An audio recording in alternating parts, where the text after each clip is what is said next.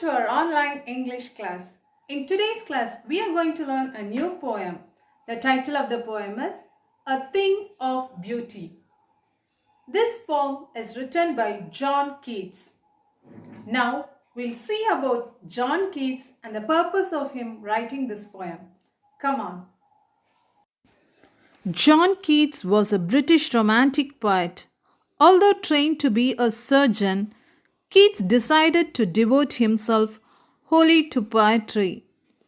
Keats' secret, his power to sway and delight the readers, lies primarily in his gift for perceiving the world and living his moods and aspirations in terms of language. A Thing of Beauty is an excerpt from his poem Endymion, a poetic romance. The poem is based on a Greek legend in which Endymion, a beautiful young shepherd and poet who lived on Mount Latmos, had a vision of Cynthia, the moon goddess. The enchanted youth resolved to seek her out and so wandered away through the forest and down under the sea. So the poem is about Endymion, a beautiful shepherd. He was not only a shepherd, he is a poet too. He has fallen in love with Cynthia, the moon goddess. Now he is seeking out for her in the forest and under the sea. As he was a poet, while he was wandering there, he has written the beauty. He has enjoyed the beauty and he has written in this poem. That's how our poet John Keats has explained this poem as if Endymion, he himself has enjoyed the beauty and written this poem. Now it's time to read the poem. I need you all to take your textbook and read the poem along with me. Students, take page number 109 and read the poem along with me. A Thing of Beauty.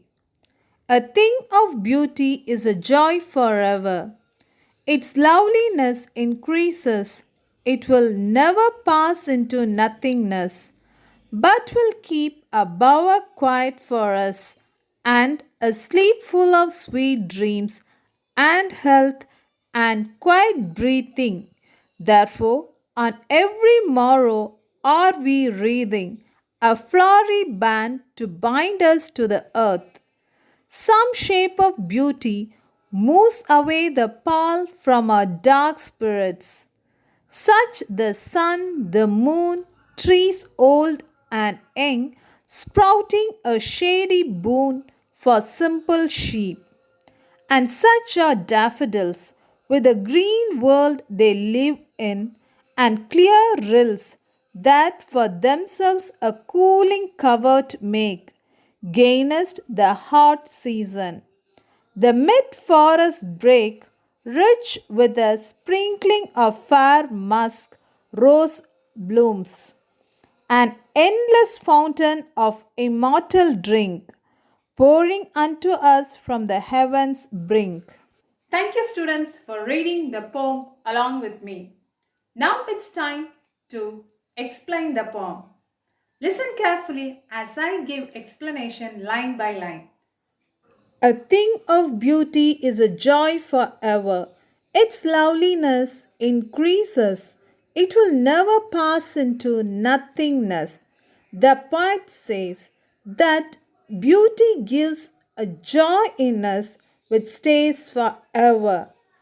Moreover, loveliness of this beauty will increase, but it will not die.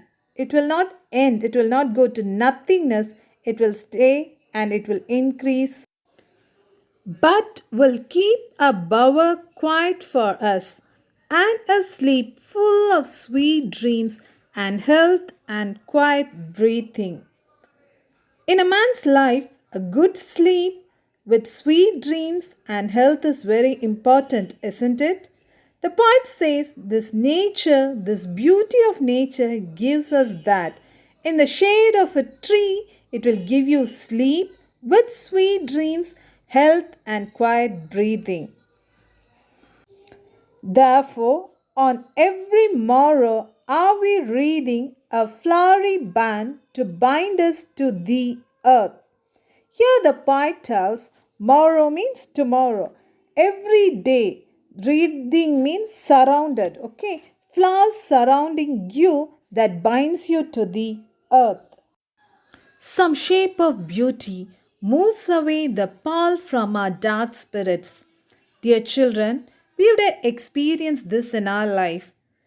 The beautiful nature has the power to remove our sadness from our spirits, from our soul, emotions. When you see the beauty of nature, it removes your sadness.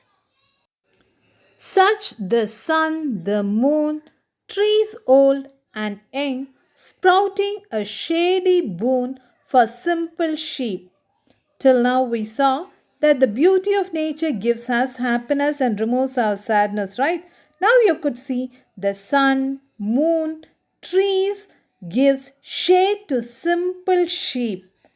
Shady boon means shade helpful for a sheep. And such are daffodils with a green world they live in, and clear rills that for themselves a cooling covert make gainst the hot season. Likewise, daffodils are beautiful flowers, right? They live in this green world. And what do? Rills. Rills means stream. So they cool themselves from the rills against the hot season. Against, it's a short form of against. So against the hot season, these daffodils cool themselves with the help of the rills. The mid forest brake, rich with a sprinkling of fair musk rose blooms. Here, the poet expresses on the middle of the forest you could see sprinkling fair musk rose, which blooms beautifully. An endless fountain of immortal drink pouring unto us from the heaven's brink. Here, the poet tells, seeing the beauty of nature, it gives an endless drink. This beauty, where does it flows? It's poured from the heaven's brink. Heaven's brink means the door of God. So he compares such a beauty. The nature was given to us from God to enjoy. Dear students, now I'll explain the whole poem in few lines. This poem tells about the beauty of nature which is never ending and it gives you happiness in you. It gives you good sleep with sweet dreams and health. It also removes your sadness. Nature gives shade to sheep. The beautiful daffodils, it cools itself from the clear rills. And in the middle of the forest, you could see musk rose which blooms beautifully. Finally, the poet ends, we get this beauty from heaven to enjoy. Dear students, instead of spending your time with gadgets, you can come out and spend your time with nature and get endless happiness and joy from this beautiful nature which is gifted to us from God. Now let's see the figures of speech used in this poem. Today we are going to learn about two figures of speech. The first one is alliteration. What is alliteration? Repetition of same consonant sound or letter in a line is known as alliteration. Now I'll quote a rhyme to give you a better understanding. Twinkle, twinkle, little star, how I wonder what you are. You know this rhyme very well, right? In this rhyme, the first line, twinkle, twinkle. So, these two words, they start with the same consonant letter T. So, that is alliteration. In a line, if two words starts with either same consonant sound or consonant letters, that is known as alliteration. I hope you understood that. Let's see a few examples given in your textbooks too. Next we'll see the second figure of speech, that is imagery.